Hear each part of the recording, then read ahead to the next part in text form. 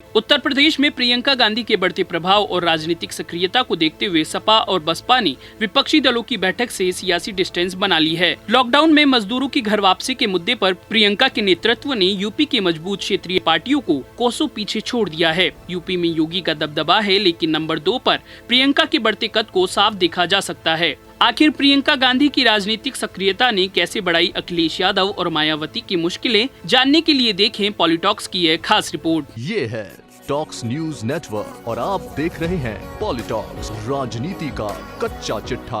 कहना गलत न होगा कि बीते कुछ महीनों में प्रियंका गांधी यूपी के नेताओं में एक अहम और पॉपुलर चेहरा बनकर उभरी है। उन्होंने न केवल अपने भाषण और राजनीति से लोगों का मन जीता है, साथ ही अकेले ही योगी सरकार को टक्कर भी दी है। देखा जाए तो योगी के कद और पूर्व सीएम मायावती और पूर्व मुख्यमंत्री एवं समाजवादी पार्टी के अध्यक्ष अखिलेश यादव के राजनीतिक करियर के सामने प्रियंका गांधी का व्यक्तिगत राजनीतिक अनुभव ना के बराबर है, क्योंकि अब तक प्रियंका ने विधायक तक का चुनाव नहीं लड़ा। इसके विपरीत योगी और अखिलेश कई बार लोकसभा चुनाव में अपनी अपनी पार्टी का प्रतिनिधित्व कर चुके हैं। वहीं प्रियंका अपनी पार्टी की ही बागडोर संभाल रही है। दूसरी ओर यूपी का प्रभार संभालने के बाद केवल और केवल प्रियंका ही यूपी कांग्रेस का एकमात्र चेहरा है। लेकिन उनकी प्रदेश की राजनीति में बढ़ती सक्रियता से न केवल भुआ भतीजे में डर बैठ रहा है, योगी सरकार भी उनसे सीधे तौर पर टक्कर लेना नहीं चाह रही है। ऐसे में योगी खुद सामने न आकर अपने सिपे सालारों को आगे कर रहे हैं, ताकि अपने राजनीतिक पैतरों को समय आने पर इस्तेमाल कर सके। इसके बावजूद प्रियंका ने अपने राजनीतिक हुनर के तेवर बीजेपी को दिखा दिए, जिसकी गूंज दिल्ली तक पहुंच गई है। सुनने में तो आ रहा है कि आला नेतृत्व इस बार यूपी विधानसभा चुनाव की रणनीति भी काफी गुप्त रख कर बना रहा है।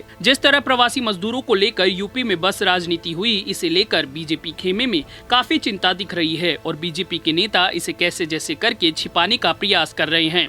प्रवासी मजदूरों की घर वापसी को लेकर पहले तो प्रियंका ने सीएम योगी को खत लिखे और बाद में एक अहम पैंतरा चलते हुए योगी सरकार को 1000 बस और वहन होने वाला पूरा खर्च उठाने का ऑफर दे दिया। किसी को भी रत्ती भर शक नहीं था कि योगी सरकार इस पर ध्यान नहीं देगी, लेकिन हुआ कुछ उलट। योगी सरकार ने ऑफर स्वीकार कर लिया और बस भेजने को कहा। बाद में शायद आला कमान को लगा होगा कि ये तो कुछ गलत हो गया, क्योंकि इससे तो जनता के मन में प्रियंका के लिए पॉपुलैरिटी बढ़ जाएगी। इसके बाद बीजेपी नेताओं ने पहले बसों की सूची में गड़बड़ी निकालना शुरू किया, बाद में खाली बसों को लखनऊ भेजने की बात कहकर मामले को रफा दफा करने की कोशिश की। मामला उछला तो बसों की फिटनेस पर सवाल उठाया गया। जब राजस्थान सरकार ने नियमों और लॉकडाउन का हवाला देकर फिटनेस 30 जून तक मान्य करवा दी, तो स्थानीय प्रशासन को बीच में लगाकर बसों को वापस भिजवा दिया। इस पर राजनीति पहले से अधिक गर्म आ गई। अब यूपी के डिप्टी सीएम दिनेश शर्मा और प्रवक्ता संबित पात्रा जैसे बीजेपी के नेता मुद्दे पर ध्यान भटकाकर उसे नया रंग और नई राह देने की कोशिशों में जुट गए हैं। इधर बसपा सुप्रीमो मायावती ने दोनों ही पार्टी को निशाने पर लेकर मिलीभगत का आरोप जड़ दिया। मायावती का कहना है कि दोनों पार्टियां केवल मजदूरों का मजाक उड़ा रही है और ध्यान भटकाने पर लगी है। वहीं अखिलेश यादव भी खुलकर नहीं बोल पा रहे हैं। वजह साफ है, समाजवादी पार्टी ने पिछला चुनाव कांग्रेस के साथ मिलकर लड़ा था, लेकिन 3 प्रमुख पार्टियों के चुनावी मैदान में होने के बावजूद 70% सीटें अकेले बीजेपी के खाते में आ गयी। लोकसभा में हाल तो इससे भी बुरा हुआ। ये सदमा ऐसा था कि दोनों ही पार्टियां अब तक इस सदमे से उभर नहीं पाई हैं। उधर कांग्रेस की भी हालत पतली थी, लेकिन प्रियंका ने आगे आते हुए बेहद कठिन और कांटों पर चलने वाला रास्ता चुना। कांग्रेस में उनको यूपी का प्रभारी बनाया गया। अब 2.5 साल की उनकी मेहनत प्रदेश की राजनीति में साफ तौर पर दिखने लगी है। उनके भाषण देने का तरीका, सत्ताधारी पक्ष पर दबाव बनाना, मुद्दों को उठाना, सोशल कैंपेनिंग और युवाओं में बढ़ती उनकी लोकप्रियता ने प्रियंका गांधी को एक उभरते हुए नेता के तौर पर मजबूती से स्थापित किया है। चर्चाएं तो यहाँ तक है कि 2022 में होने वाले यूपी विधानसभा चुनाव में कांग्रेस के मुख्यमंत्री चेहरे के तौर पर प्रियंका को ही आगे रखा जाएगा। ये सिर्फ और सिर्फ प्रियंका गांधी की मेहनत का ही नतीजा है। लॉकडाउन के बीच कांग्रेस महासचिव प्रियंका गांधी ने उत्तर प्रदेश में सक्रिय होकर सपा और बसपा सहित स्थानीय दलों को ही नहीं बल्कि योगी सरकार को भी बेचैन कर दिया। घर वापसी करने वाले मजदूरों के मुद्दे पर हमलावर रुख अपनाकर प्रियंका ने सपा व बसपा जैसी मजबूत क्षेत्रीय पार्टियों को पीछे छोड़ दिया। प्रियंका गांधी पैदल घर जाने वाले श्रमिकों के लिए अपनी ओर से 1000 बस चलाने की पेशकश कर योगी सरकार से 2-2 हाथ कर चुकी है। योगी सरकार ने भले ही बसों को यूपी में एंट्री न दी हो, लेकिन कांग्रेस मजदूरों के मन में कहीं न कहीं जगह बनाने में जरूर कामयाब रही।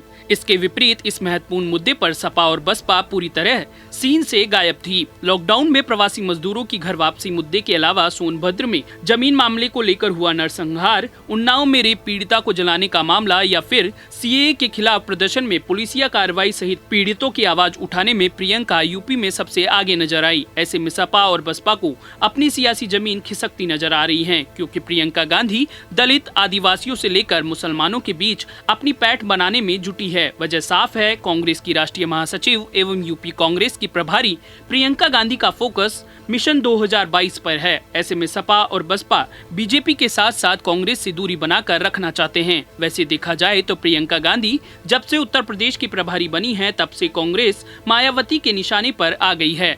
सोनभद्र से लेकर उन्नाव और अब बस विवाद पर मायावती ने कांग्रेस पर सवाल खड़े किए हैं। ऐसे ही सपा प्रमुख अखिलेश यादव भी कांग्रेस पर हमला करने से नहीं चूकते हैं। ये प्रियंका गांधी के यूपी की सियासत में बढ़ते प्रभुत्व की वजह से ही है, जिसे चाहते न चाहते हुए भी योगी सरकार ने दी है। Talks bureau, Delhi. ये है टॉक्स न्यूज नेटवर्क और आप देख रहे हैं पॉलिटॉक्स, राजनीति का कच्चा चिट्ठा।